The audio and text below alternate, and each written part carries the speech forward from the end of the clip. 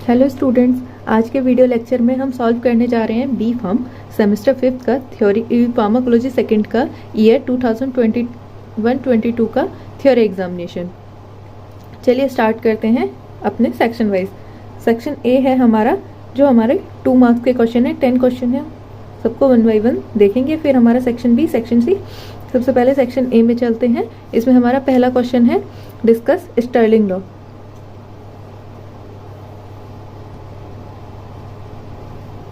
चलिए स्टार्ट करते हैं स्टर्लिंग लॉ। स्टर्लिंग लॉ में बेसिकली ये बताया गया है कि when there is increase in initial length of cardiac muscle fibre there will be increase force of contraction. Basically होता क्या है, जैसे मान लीजिए आपकी कोई ये आपकी मसल है, जैसे जैसे आपकी मसल की लेंथ बढ़ती जाएगी, कार्डियक मसल की, ठीक है, जैसे जैसे उस फाइबर की लेंथ बढ़ती जा रही है वैसे वैसे क्या हो रहा है, जो फोर्स ऑफ कॉन्ट्रैक्शन है वो इंक्रीज हो रहा है। इंक्रीज क्यों हो रहा है? नॉर्मली एक पाइप का एग्जांपल लेके चलते हैं। जितना पतला आपका पाइप होगा उतना ही उसमें कॉन्ट्रैक्शन ज्यादा होगा। सेम एज हमारी जो वेसल्स होती हैं, हमारी जो मसल फाइबर होती है, उसमें भी सेम एज वर्क चलता है। क्या होता है, जैसे जैसे हमारी फाइबर इंक्रीज होती जा रही की लेंथ इंक्रीज होती जाती है वैसे वैसे उसमें क्या है, फोर्स ऑफ कंट्रैक्शन बढ़ता जाता है। ये बताया था स्टर्लिंग ने। या फिर हम इसको दूसरे शब्दों में कह सकते हैं when there is increase end diastolic volume, इसको हम बोलते हैं ईडीवी, और there is increase stroke volume. इसके बीच में रिलेशन बताया था किसने? Frank Starling, law of heart. Okay, end diastolic volume हमारा क्या होता है? एंड डायस्टोलिक वॉल्यूम है volume of blood in each ventricle at the end of diastole. क्या होता है, जब जो हमारा ब्लड का वॉल्यूम है सारी की सारी वेंट्रिकल में से, उसके एंड पे जो डायस्टोलिक वॉल्यूम आ रहा है उसको बोलते हैं एंड डायस्टोलिक वॉल्यूम। और जो हमारा स्टॉक वॉल्यूम है वो हमारा वॉल्यूम होता है जो हमारा ब्लड है, ठीक है, हमारी जितनी भी वेंट्रिकल है उसमें से एक बीट के साथ जितना हमारा ब्लड का वॉल्यूम आ रहा है पर बीट के साथ, उस वॉल्यूम को बोलते हैं स्टॉक वॉल्यूम। और जो हमारा फ्रैंक स्टर्लिंग लॉ है वो रिलेशन बताता है हमारा ईडीवी और स्टॉक वॉल्यूम के बीच में। ओके, चलिए अपना नेक्स्ट क्वेश्चन देखते हैं। सेकेंड क्वेश्चन है enlist drug of renin angiotensin system. Basically इसमें हमको जो हमारी रेनिन एंजियोटेंसिन सिस्टम के ऊपर ड्रग वर्क करती हैं उनको एनलिस्ट करना है, उनको क्लासिफाई करना है। सबसे पहले देखते हैं रेनिन एंजियोटेंसिन सिस्टम होता क्या है, या फिर रेनिन एंजियोटेंसिन एल्डोस्टेरोन सिस्टम, जिसको हम रेनिन एंजियोटेंसिन एल्डोस्टेरोन सिस्टम भी बोलते हैं। ये क्या है हमारा? ये हमारा हार्मोन सिस्टम है जो रेगुलेट करता है ब्लड प्रेशर को, फ्लूइड एंड इलेक्ट्रोलाइट बैलेंस को, एंड सिस्टमिक वस्कुलर रेजिस्टेंस को। ठीक है, चलिए अब देखते हैं इसके क्लासिफिकेशन को। Drug acting on renin angiotensin aldosterone system. हमारा क्वेश्चन है enlist drugs acting on renin angiotensin system. ठीक है, फर्स्ट चलते हैं हम drug acting on renin angiotensin system पे। सबसे पहले हमारी सिंथेटिक ब्लॉकर्स, फिर आती है हमारी एंजियोटेंसिन रिसेप्टर ब्लॉकर, फिर आती है हमारी direct renin inhibitors DRI, next आती है हमारी एल्डोस्टेरोन एंटागोनिस्ट, फिर आती है हमारी एंजियोटेंसिन कन्वर्टिंग एंजाइम इनहिबिटर। जो सिंथेटिक ब्लॉकर्स हैं उसमें आती है सबसे पहले हमारी बीटा एडिनर्जिक ब्लॉकर्स, जिसमें सबसे पहले है हमारी प्रोपेनॉल, फिर आती है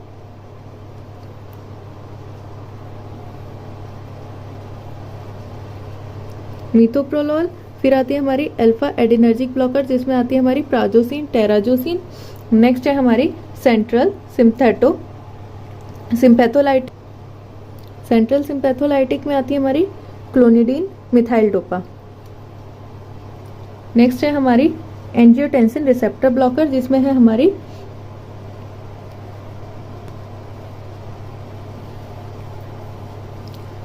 इसमें आती है हमारी कैंडिसार्टेन, नेक्स्ट है हमारी इरेबिसार्टेन। नेक्स्ट हमारी कैटेगरी है डायरेक्ट रेनिन इनहिबिटर्स डीआरआई, इसमें आती है हमारी एलिस्किरेन। ठीक है, फिर आती है हमारी एल्डोस्टेरोन एंटागोनिस्ट जिसमें आती है हमारी स्पाइनोलैक्टोन, फिर आती है हमारी next category angiotensin converting enzyme inhibitors, जिसमें आती है हमारी कैप्टोप्रिल, एनानप्रिल, लिसिनोप्रिल। ओके, ये थी हमारी drug acting on renin angiotensin inhibitor. Basically ये हमारी एंटी हाइपरटेंसिव कैटेगरी की ड्रग्स हैं। ओके, नेक्स्ट हम देखते हैं हम अपना क्वेश्चन नंबर 3। नेक्स्ट क्वेश्चन है हमारा question number C, aspirin can be used as anti platelet drugs, justify. Aspirin को हम एंटी प्लेटलेट ड्रग की तरह भी यूज करते हैं, इसको हमको जस्टिफाई करना है।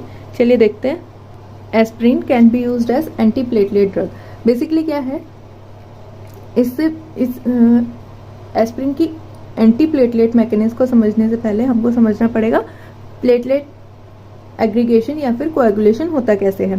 सबसे पहले क्या होगा, हमारा जो हमारा कोलेजन है या फिर थ्रोम्बिन है, in the presence of thromboxane A2, ये क्या होगा, ये कन्वर्ट हो जाएगा किसमें, कन्फर्मेशनल एक्टिवेशन ऑफ GP2B या फिर 3A में। उसके बाद क्या होगा, यहाँ पे एग्रीगेशन हो जाएगा प्लेटलेट का। तो जो हमारा एस्प्रिन होता है, ये हमारा कहाँ पे वर्क करता है, ये वर्क करता है जो कोलेजन से या फिर थ्रोम्बिन से थ्रोम्बेक्सिन A2 बनता है, ये उसको इनहिबिट कर देता है। जब भी कोलेजन से थ्रोम्बिन से थ्रोम्बेक्सिन ही नहीं बनेगा तो आगे की हमारी जो मैकेनिज्म है वही नहीं होगी, प्लेटलेट एग्रीगेशन होगा नहीं। जब प्लेटलेट एग्रीगेशन नहीं होगा तो यहाँ पे क्या है, यहाँ पे हमारा कोएगुलेशन नहीं होगा, क्लॉट्स नहीं बनेंगे।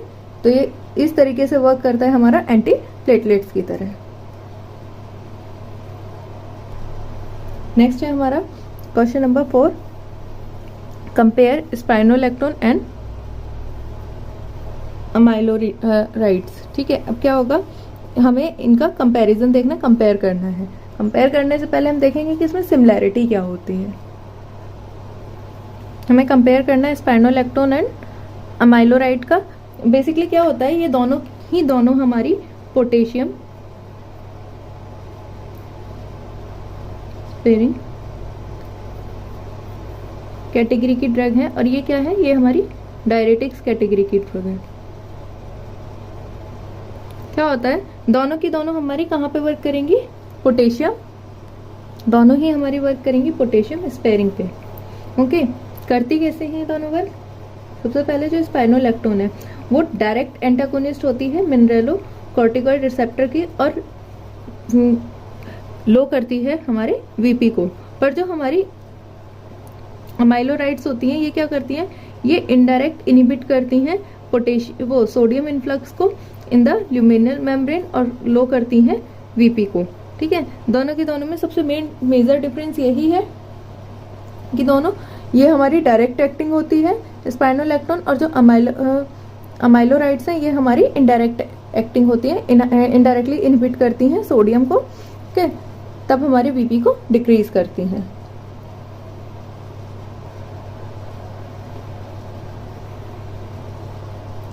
नेक्स्ट है हमारा question, define autacoids and classify them. Autacoids क्या होते हैं, उनको क्लासिफाई करना है।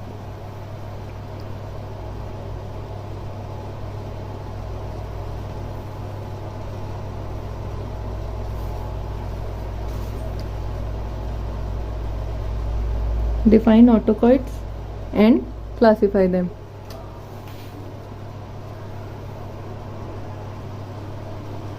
ऑटोकाइड्स बेसिकली दो वर्ड से मिलकर बना है, ऑटोज एंड एकोज।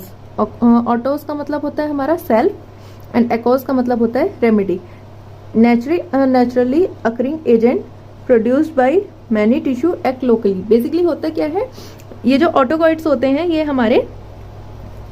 हमारी टिश्यू या फिर किसी सेल के द्वारा खुद से ही प्रोड्यूस किए जाते हैं, और ये अपने जिस एरिया में प्रोड्यूस किए जाते हैं, मान लीजिए आपके, मैं एज एन एग्जांपल लेके चल रही हूँ, मान लीजिए आपके किसी हैंड के एरिया में ऑटोकाइड्स हैं। अब वो क्या हो रहे हैं, वो जिस एरिया में है, जिस जोन में है, वहीं पे वो प्रोड्यूस होंगे, और प्रोड्यूस होने के बाद वो लोकली ही एक्ट करेंगे। ठीक है, जिस जोन में है उसी के आसपास के एरिया में वो वर्क करेंगे, उनको बोल रहे हैं ऑटोकाइड्स। क्लासिफिकेशन ऑफ ऑटोकाइड्स 3 टाइप के होते हैं। पहला है हमारा अमाइड ऑटोकाइड्स, सेकंड है हमारा लिपिड ऑटोकाइड्स, थर्ड वन है हमारा पेप्टाइड ऑटोकाइड्स। अमाइड ऑटोकाइड्स में आते हैं हमारे हिस्टामिन एंड सेरोटोनिन, लिपिड ऑटोकॉइड्स में आते हैं हमारे प्रोस्टाग्लैंडिन्स, ल्यूकोट्राइन्स। पेप्टाइड ऑटोकॉइड्स में आते हैं हमारी ब्रेडिकाइनिन और एंजियोटेंसिन।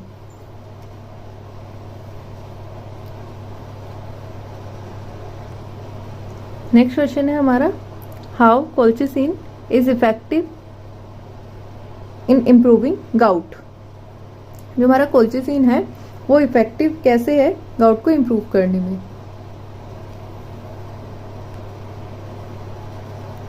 कोल्चिसिन इफेक्टिव कैसे है गाउट में। तो पहले क्या है, कोल्चिसिन वो ना तो एनाल्जेसिक है, ना ही कोई इन्फ्लामेटरी या एंटी इन्फ्लामेटरी है, और पर ये क्या होता है, सप्रेस करता है गाउट इन्फ्लामेशन को। क्या करेगा ये, ना तो इनहिबिट करेगा सिंथेसिस को यूरिक एसिड की, और ना ही प्रमोट करता है एक्सक्रीशन ऑफ यूरिक एसिड। ये क्या करेगा, और ना ही ये हमारा इफेक्ट कर रहा है ब्लड यूरिक एसिड लेवल को। ये क्या करते हैं, सिंपली ये फैगोसाइट यूरेट क्रिस्टल है उसको इफेक्ट नहीं करेगा, पर ये क्या करेगा, इनहिबिट कर देगा रिलीज को किसके, ग्लाइकोप्रोटीन और सब्सिक्वेंट इवेंट जितने भी चल रहे हैं, जिसकी वजह से क्या हो रहा है, फिब्रिलर प्रोटीन जो है वो प्रोटीन ट्यूबुलिन है, ये बाइंड हो रहा है। ठीक है, ये क्या करेगा, इसको इनहिबिट कर देगा ग्रैनुलोसाइट माइग्रेशन को। ठीक है, जिसकी वजह से क्या होगा, जो जॉइंट्स में इन्फ्लामेशन है वो इंटरप्ट हो जाएगा।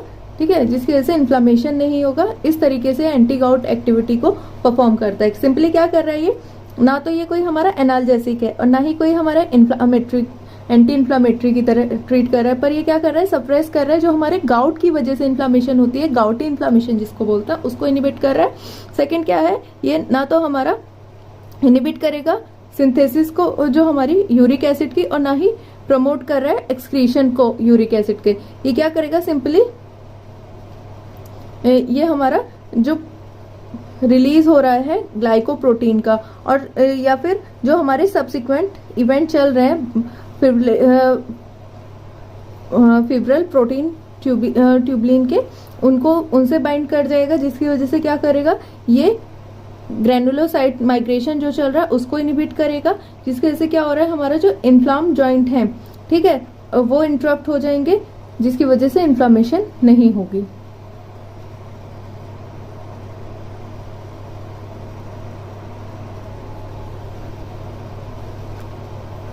नेक्स्ट क्वेश्चन है हमारा, explain the hormonal control, next question है हमारा, classify hormone secrete from pituitary gland. जो हमारे पिट्यूटरी ग्लैंड से जो हमारे हार्मोन सिक्रीट हो रहे हैं उनको क्लासिफाई करना है।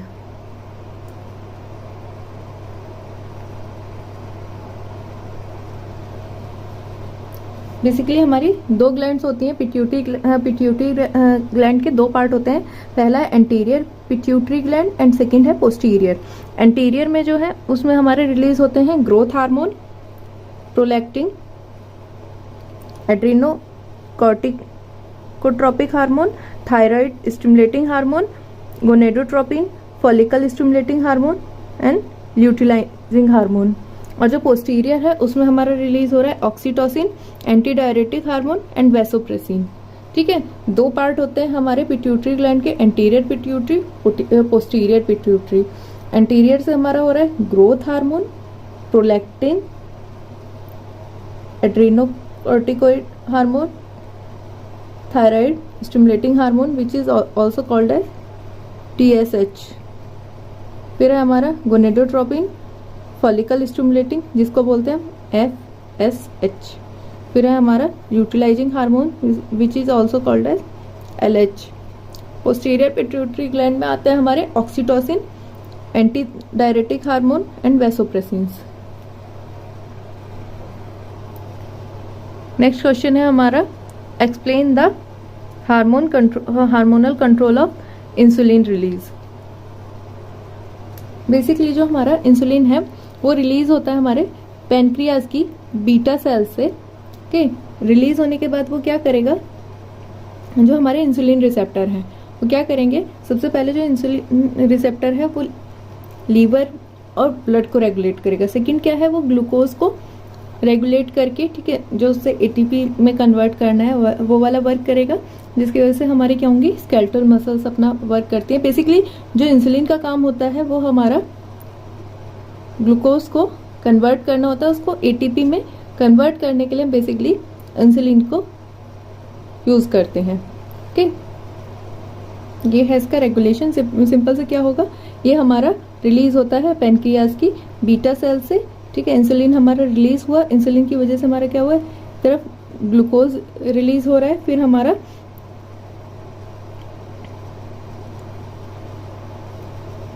एडिपोसाइट्स से एडिपोस टिश्यू में जा रहा है यहाँ से इंसुलिन, फिर क्या हो रहा है, इंसुलिन रिसेप्टर के थ्रू लीवर ब्लड में भी इसको अपना वर्क परफॉर्म कर रहा है, और जो हमारी ग्लूकोज है, ग्लूकोज को तो कंट्रोल करता ही है, ठीक है, ग्लूकोज के लेवल को कंट्रोल करता है, और दूसरा क्या है, इससे हमारा एटीपी बनने में भी हेल्प करता है।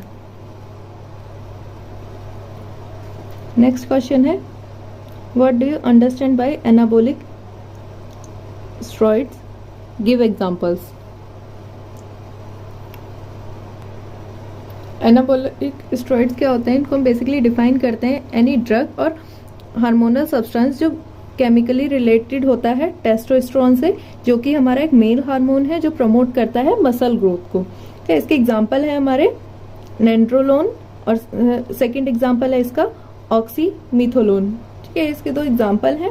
बेसिकली एनाबॉलिक स्टेरॉइड्स वो होते हैं, या तो कोई हमारी ड्रग हो सकती है, या फिर कोई हमारा हार्मोनल सब्सटेंस होता है जो हमारा केमिकली रिलेटेड होता है किससे, टेस्टोस्टेरोन से, जो कि हमारा एक मेल हार्मोन है जो प्रमोट करता है मसल ग्रोथ को। लास्ट क्वेश्चन है हमारा, समराइज एप्लीकेशन ऑफ बायोएसए। ठीक है, बेसिकली ये क्वेश्चन है हमारा, summarise applications of bioassay. Bioassay होता क्या है बेसिकली, पहले हम ये देखते हैं, फिर हम समराइज करेंगे एप्लीकेशंस को। ठीक है, जो बायोएसए है वो हमारा बेसिकली डिफाइन किया जाता है, कोई भी हमारी ड्रग की कंसंट्रेशन है या फिर कोई हमारा सब्सटेंस है, उसकी पोटेंशियल हमको पता करनी है किसी बायोलॉजिकल सिस्टम में, तो हम उसको किसी लिविंग ऑर्गेनिज्म पे उसका एस्से करते हैं, उस प्रोसेस को हम क्या कह रहे हैं, बायोएस्से। बेसिकली हम इसके एग्जांपल समझते हैं, और इसके जो एप्लीकेशन है वो क्या है। सबसे पहला है इसका, active principle of drug in unknown और कैन नॉट बी आइसोलेटेड। ठीक है, जो हमारा एक्टिव प्रिंसिपल है किसी भी ड्रग का, जिसको हमने कभी जिसको आइसोलेट नहीं किया और जिसका कंसंट्रेशन हमको अननोन है, उसको हम आराम से डिटरमाइन कर सकते हैं। सेकंड क्या है, केमिकल कंपोजिशन, जिसकी आपको पता नहीं है उसको भी। थर्ड वन है, chemical composition of drug differ but have same pharmacological action. होता है कई बार कि आपकी जो ड्रग है उसकी कंपोजिशन अलग है, पर दोनों क्या है, अपना फार्माकोलॉजिकल एक्शन सिमिलर शो कर रही है। मतलब आप कह सकते हैं, जैसे कोई आपकी ड्रग है, हम एग्जांपल लेके चलते हैं, आइबुप्रोफेन है और जो हमारी पैरासिटामोल है, दोनों की दोनों हमारी NSAIDs कैटेगरी की ड्रग है। दोनों का आपने लिया, दोनों का फार्माकोलॉजिकल एक्शन सिमिलर आया, पर दोनों की कंपोजिशन अलग है, कि उसको भी हम इसके थ्रू पता कर सकते हैं। लास्ट वन है आपका, from the clinical point of view bioassay में help in diagnosis of various condition.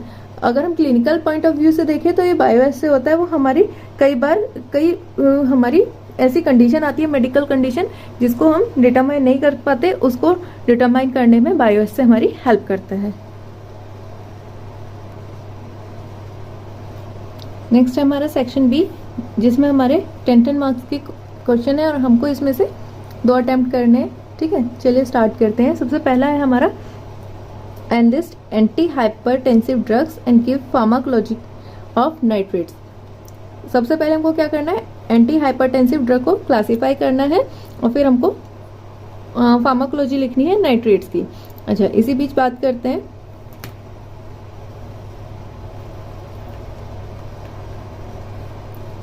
कि आपसे अगर 2 नंबर और 10 नंबर में पूछा जाए, सॉरी, अगर आपसे 10 मार्क्स में पूछा जाता है, 7 मार्क्स में पूछा जाता है एनलिस्ट, या फिर आप क्लासिफाई करवा रहे हैं किसी भी ड्रग की कैटेगरी को, जैसे इसमें एनलिस्ट एंटी हाइपरटेंसिव ड्रग्स, इसका अब दूसरा क्वेश्चन बन सकता है, classify anti hypertensive drugs, give pharmacology of nitrates, या सिंपल सा आपसे पूछा जा सकता है, give mechanism of action, pharmacological action, side effect, uses and contraindication या लिमिटेशंस ऑफ नाइट्रेट्स। ठीक है, सिमिलर क्वेश्चन है, क्या करना है, जब आप एंटी हाइपरटेंसिव ड्रग लिखना स्टार्ट करेंगे तो सबसे पहले आप क्या करेंगे, इसमें जब आप क्लासिफिकेशन स्टार्ट करेंगे उससे पहले आप क्या करेंगे, सबसे पहले आप बताएंगे एंटी हाइपरटेंसिव ड्रग होती क्या है। ठीक, तो उससे पहले हम देखेंगे एंटी हाइपरटेंसिव ड्रग होती क्या है। आप इसको लिखेंगे simply, anti hypertensive drug are a class of drug that are used to treat hypertension is known as anti hypertensive drug. अब आप क्या करेंगे, आप इसको क्लासीफाई करेंगे। क्लासीफाई किस तरीके से करना है, सिंपली मैंने इसको स्ट्रेट किया, आप क्या करिए, अगर आपके पास टाइम है या फिर आपको अपनी कॉपी को ज़्यादा इंप्रेसिव दिखाना है तो आप क्या करेंगे, classification of anti hypertensive drug या फिर आपने एंटी हाइपरटेंसिव ड्रग हेडिंग डाली, उसके बाद आपने उसका फ्लो चार्ट बनाया। सबसे पहले आपने कैटेगरी डाली इसमें डायरेटिक्स है, डायरेटिक्स में आई thiazide, high ceiling and potassium sparing. Thiazide में है जैसे हाइड्रोक्लोरथायाजाइड, क्लोरथायाजाइड, इंडोपामाइड। आपने इसको नॉर्मली फ्लो चार्ट बनाया और उसको लिखना स्टार्ट कर दिया। सबसे पहले आपने उठाई डायरेटिक्स कैटेगरी, आपने जैसे ही डायरेटिक्स कैटेगरी उठाई उसको लिखा, उसको लिखने के बाद उसके नीचे लिखा थायाजाइड, फिर हाई थायाजाइड में जो उसकी ड्रग है उसके एग्जाम्पल लिख दिए, फिर हाई सेलिंग लिखा, हाई सेलिंग की ड्रग के एग्जाम्पल लिख दिए, पोटेशियम स्पेयरिंग, स्पाइरोलैक्टोन, अमाइलोराइड्स। ठीक है, इनकी आपने ड्रग के एग्जाम्पल लिखे। अब आप नेक्स्ट लिखेंगे एसी इनहिबिटर। एसी इनहिबिटर्स में आती है हमारी कैप्टोप्रिल, इनानप्रिल, लिसिनोप्रिल। ठीक है, ये सब आती है हमारी एसी इनहिबिटर में। फिर आती है हमारी एंजियोटेंसिन ब्लॉकर्स, इसमें आती है हमारी लोसार्टेन, कैंडीसार्टेन, वेलसार्टेन। ये सब हमारी किस कैटेगरी की ड्रग है, ये है हमारी एंजियोटेंसिन ब्लॉकर। फिर आती है हमारी डायरेक्ट रेनिन इनहिबिटर्स, एलिकिरेन। फिर आती है हमारी कैल्शियम चैनल ब्लॉकर्स, जिसमें आती है हमारी verapamil, diltiazem, nifedipine, felodipine, amlodipine. Basically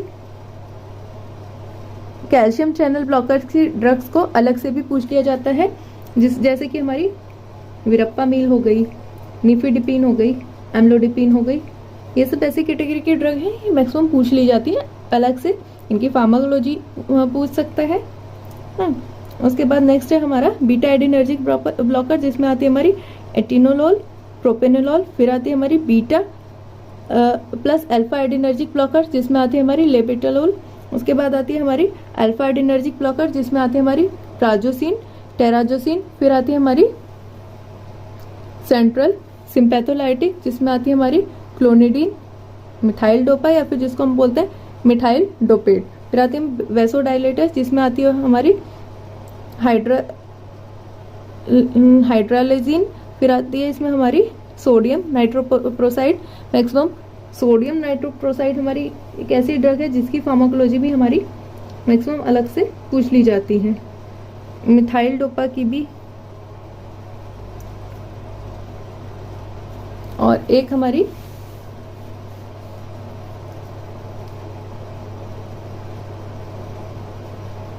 फिरोसामाइड, स्पाइरोलैक्टोन। ये कुछ ऐसी कैटेगरी है जो बेसिकली पूछ ली जाती है। चलिए, इसमें ये हमारा पूरा क्वेश्चन था क्लासीफाई एंटी या फिर enlist anti hypertensive drug and ये फार्माकोलॉजी ऑफ नाइट्रेट्स। ओके, अच्छा, जब भी आपसे फार्माकोलॉजी पूछी जाए क्या करेंगे, सबसे पहले आपने हेडिंग इसमें डाल दी फार्माकोलॉजी ऑफ नाइट्रेट्स। अब उसके बाद आप नाइट्रेट्स को बताएंगे नाइट्रेट्स हैं क्या। Basically nitrates are drug used in the treatment of angina pectoris in prevention of myocardial infection. और आप बोल सकते हैं ये हमारी यूज होती है बेसिकली,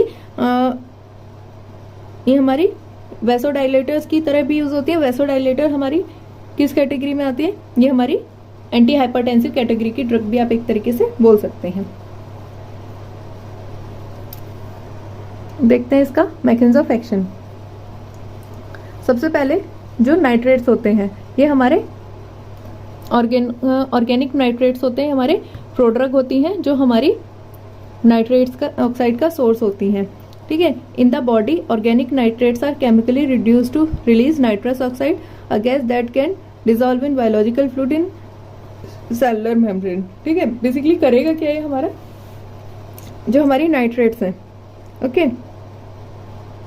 नाइट्रेट्स गई, जाके इन्होंने क्या किया, नाइट्रस ऑक्साइड को रिलीज करवा दिया। अब नाइट्रस ऑक्साइड क्या करेगा, ये इंक्रीज कराएगा ग्वानिलीन साइक्लेज को, जिसकी वजह से क्या होगा, सीजीएमपी का फॉर्मेशन इंक्रीज हो जाएगा, जिसकी वजह से क्या हो रहा है, हमारा जो मायोसिन लाइट चेन है ये हमारी ज्यादा होने लगेगी, ये ज्यादा बनने लगेगी, जिसकी वजह से क्या होगा, हमारी जो वेसल्स है उसमें रिलैक्सेशन होगा और वेन्स का डायलेशन होगा, या वेसल्स का डायलेशन होने लगेगा।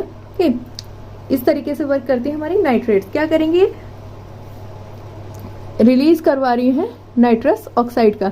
नाइट्रेट मान लीजिए आपकी बॉडी में पहुंची, आपकी सेल्स में जाके उन्होंने क्या किया, नाइट्रस ऑक्साइड को रिलीज करवाना स्टार्ट किया। नाइट्रस ऑक्साइड का काम क्या है, ग्वानिलीन साइक्लेज है, ठीक है, उसको ये इंक्रीज कर देगी, जिसकी वजह से क्या है, जो जीटीपी है उससे सीजीएमपी का फॉर्मेशन ज्यादा हो जाएगा। जब सीजीएमपी का फॉर्मेशन ज्यादा होगा तो ये मायोसिन लाइट चेन है, ये भी हमारी जो हमारा मायोसिन लाइट चेन फॉस्फेट है, ये हमारा कन्वर्ट होने लगेगा मायोसिन लाइट चेन में, जिसकी वजह से क्या होगा, हमारी जो वेसल्स हैं, ठीक है, वो हमारी रिलैक्स होने लगेंगी और वेन्स का, वेसल्स का डायलेशन होने लगेगा। नेक्स्ट देखते हैं इसका फार्माकोलॉजिकल एक्शन। क्या करेगा, ये रिलैक्स करेगा जो हमारी स्मूथ मसल्स है, ईसोफेगस है उसको, और इंक्रीज कर देगा सीजीएमपी का। जब सीजीएमपी का इंक्रीज करेगा तो ये सीजीएमपी है, ये हमारी रिस्पॉन्सिबल होती है प्लेटलेट एग्रीगेशन को डिक्रीज करने में, और ये नेक्स्ट हमारा करेगा एंजाइना में भी रिलीव करता है। एंजाइना बेसिकली होती क्या है, हमारी एक हार्ट की कंडीशन होती है जहाँ पे हमारा जो हार्ट है उसमें क्लॉटिंग वाली प्रॉब्लम होने लगती है। तो क्या करेगा, जब प्लेटलेट्स का एग्रीगेशन कम कर देगा तो ऑब्वियस सी बात है वहां पे क्लॉटिंग वाली प्रॉब्लम कम हो जाएगी, जिसकी वजह से ब्लड फ्लो इजीली हो पाएगा। नेक्स्ट आता है इसके एडवर्स इफेक्ट। एडवर्स इफेक्ट में क्या है, इसका हाइपोटेंशन कर देगा, मतलब एक तरीके से आप कह सकते हैं कि बहुत ज्यादा ब्लड प्रेशर को डिक्रीज कर रहा है। नेक्स्ट है हमारा हेडेक को ज्यादा कर देगा, फेशियल फ्लसिंग वाली प्रॉब्लम ले आएगा, ट्रैकीकार्डिया कर देगा, हार्ट रिलेटेड प्रॉब्लम आपको इंक्रीज कर देगा। नेक्स्ट है इसके यूजेस क्या है, एक्यूट एंजाइना में आप इसका यूज करते हैं, CHF कंजेस्टेड हार्ट फेलियर में यूज करते हैं, मायोकार्डियल इंफ्रैक्शन में, साइनाइड पॉइजनिंग में भी यूज करते हैं, और एक्यूट कोरोनरी सिंड्रोम में भी इसका यूज करते हैं। नेक्स्ट क्वेश्चन है हमारा, classify diuretics, give mechanism of action, pharmacological action, side effect, uses and limitations of furosemide.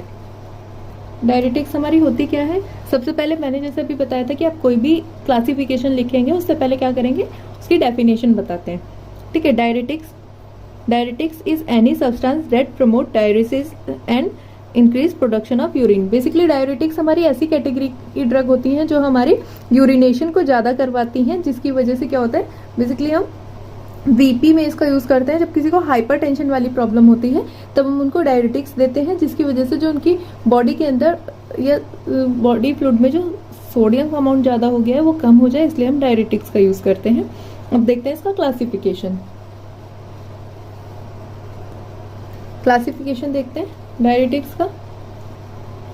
पहली है हाई सेलिंग, या फिर हम इसको बोल सकते हैं inhibitors of sodium potassium chloride को ट्रांसपोर्टर।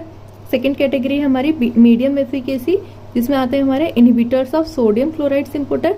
लास्ट वन है हमारी वीक एडजस्टेंट डायरेटिक्स। सबसे पहले देखते हैं हाई सेलिंग, ठीक है, इसमें आते हैं हमारे जो फिरोसिमाइड, ब्यूमिटनाइड, ठीक है, टोरासिमाइड। फिर आते हैं हमारे मीडियम इफिकेसी वाली, उसमें आती है हमारी बेंजोथायाजाइड, जिसमें आती है हमारी बेंजोथायाडायजीन्स, ठीक है। इसमें आती है सबसे पहले हमारी हाइड्रोक्लोरथायाजाइड, फिर आती है हमारी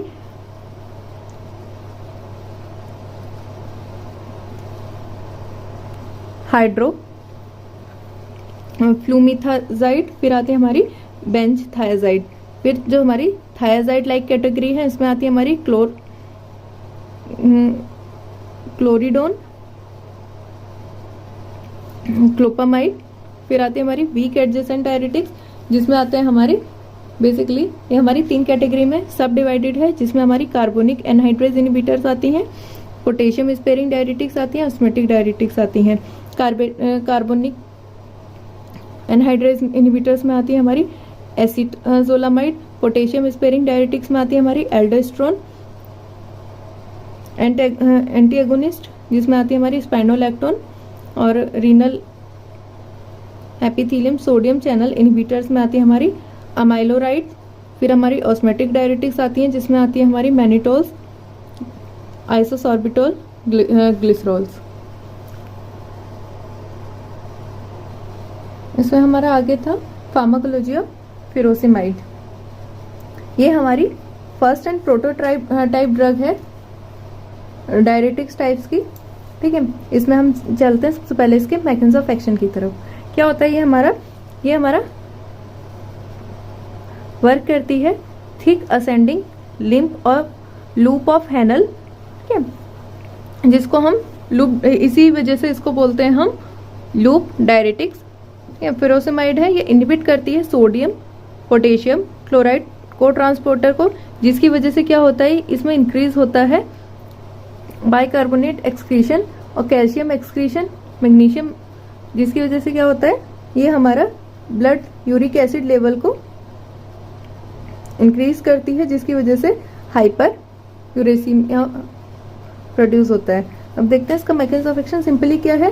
जैसे अभी बोला कि ये क्या करती है, ये हमारी जो लूप ऑफ हैनल है इसको बोलते हैं लूप ऑफ हैनल। इस पे क्या करेगी, सोडियम पोटेशियम क्लोराइड के को ट्रांसपोर्टर, ये क्या है को ट्रांसपोर्टर, इसको क्या कर रही है ये इनहिबिट कर रही है। ओके,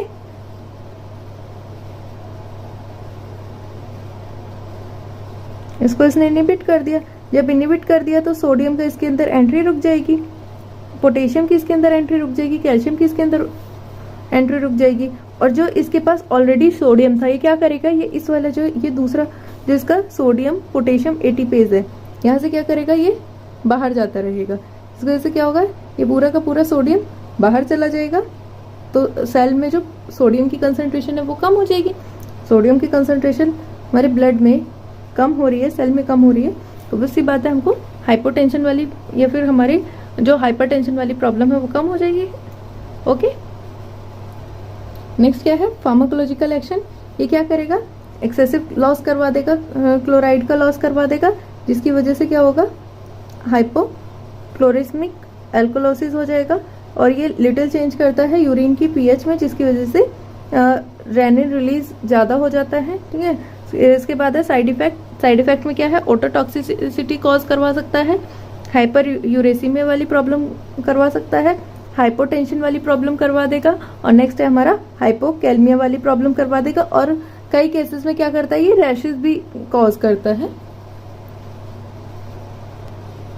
नेक्स्ट देखते हैं इसके कॉन्ट्राइंडिकेशन क्या है। इसमें सबसे पहला है जो हमारे डायरेटिक्स हैं, वो जो हमारे ऐसे पेशेंट हैं जो डायरेटिक्स को लेके हाइपर सेंसिटिव है। नेक्स्ट क्या है, इलेक्ट्रोलाइट्स इम्बैलेंस की प्रॉब्लम है, या फिर कोई ऐसा पेशेंट है जिसको हाइपरग्लाइसेमिया मतलब वो डायबिटिक है तब भी, और अगर एक्यूट मायोकार्डियल इन्फ्रेक्शन की प्रॉब्लम है तब भी हम इसको अवॉइड करते हैं।